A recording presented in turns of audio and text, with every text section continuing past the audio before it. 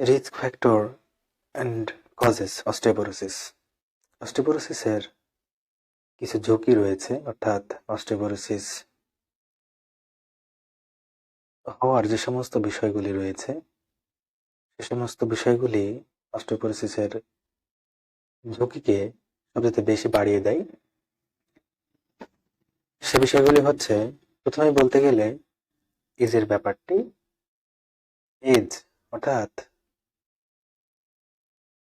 বয়স 30-এর পর থেকে, অর্থাৎ মহিলাদের 30-এর পর থেকে তাদের বোন ডেন্সিটি অনেকাংশে কমে আসে।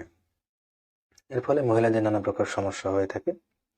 এছাড়াও পুরুষেরও বয়স বাড়ার সাথে সাথে অস্টিওপোরোসিসের ঝুঁকি বেড়ে যায়। বিশেষ করে 50 থেকে 60 বছরের উপরে যে সমস্ত পুরুষ এবং নারীরা রয়েছেন, তাদের অস্টিওপোরোসিসের ঝুঁকিটি সবচেয়ে বেশি হতে দেখা যায় এবং তাদের এই সমস্যায় তারা পড়ে থাকেন এবং অস্টিওপোরোসিসের ঝুঁকি বেড়ে যেতে পারে।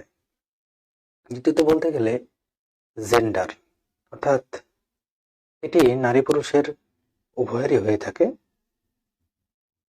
নারীদেরও যেমন অস্টিওপোরোসিস সমস্যা হতে পারে, পুরুষেরও তেমন অস্টিওপোরোসিসের সমস্যা হতে পারে এবং বয়সের তারতম্য ভেদেও অস্টিওপোরোসিসের যে ঝুঁকিটি হয়ে থাকে। Family history. ফ্যামিলি হিস্টোরিতে বলতে গেলে পারিবারিক বিষয়টি, সেটি হচ্ছে যদি ফ্যামিলিতে বাবা মায়ের যদি সমস্যা থেকে থাকে বা দাদার যদি এই সমস্যা আগের থেকে হয়ে থাকে, তাহলে আপনাকে সতর্কতা অবলম্বন করতে হবে।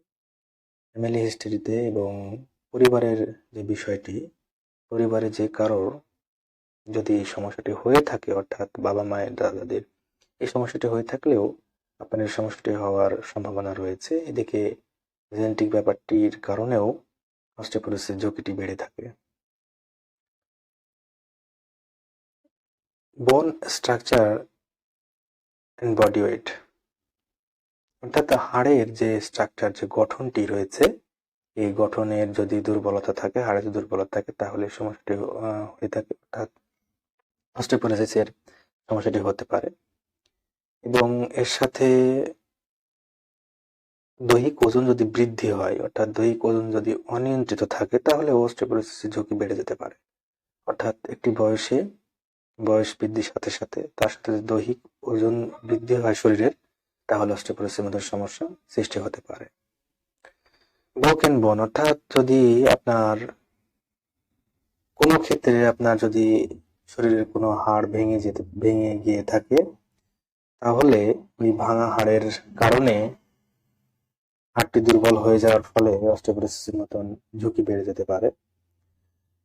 এছাড়া রয়েছে যে আরো যে সমস্ত কারণগুলি রয়েছে, সেটি হচ্ছে যে আপনার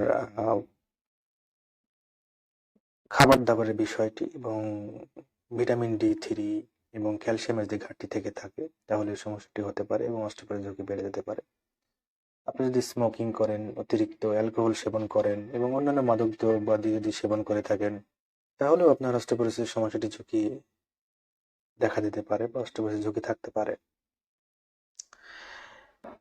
আপনার যদি হাইপারথাইরয়েডিজমের সমস্যা থেকে থাকে, হাইপারথাইরয়েডিজম সমস্যার কারণেও অস্টিওপোরোসিস ঝুঁকি বেড়ে যেতে পারে।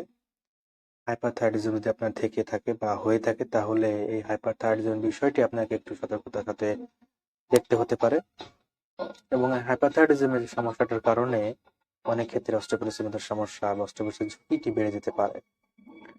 সার্টেন ডিজিজ, অর্থাৎ আপনার যদি আগের থেকেই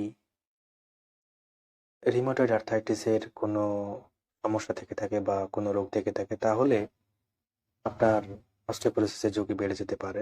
এদিকে অবশ্যই সতর্কতা অবলম্বন করা দরকার। অর্থাৎ রিউমাটয়েড আর্থ্রাইটিস এর সমস্যা, এছাড়া আপনার যদি বাতের সমস্যা থাকে কিংবা গাউটের সমস্যা থেকে থাকে, তাহলেও আপনার অস্টিওপোরোসিসের ঝুঁকি একটি পর্যায়ে বেড়ে যেতে পারে বা ঝুঁকি থাকতে পারে। মেডিকেশনের কথা বলতে গেলে, যদি আপনি নির্দিষ্ট কোনো মেডিসিন, অর্থাৎ যে সমস্ত মেডিসিনগুলি রয়েছে, সেই সমস্ত মেডিসিনগুলি হচ্ছে আপনি দীর্ঘদিন স্টেরয়েড জাতীয় কোনো মেডিসিন যদি গ্রহণ করে থাকেন, তাহলে আপনার এই অস্টিওপোরোসিসের ঝুঁকি থাকতে পারে। অর্থাৎ স্টেরয়েড জাতীয় মেডিসিনগুলো দীর্ঘদিন বা দীর্ঘমেয়াদী সেবন করার ফলে অস্টিওপোরোসিসের ঝুঁকিটি অনেকাংশেই বেড়ে যেতে পারে।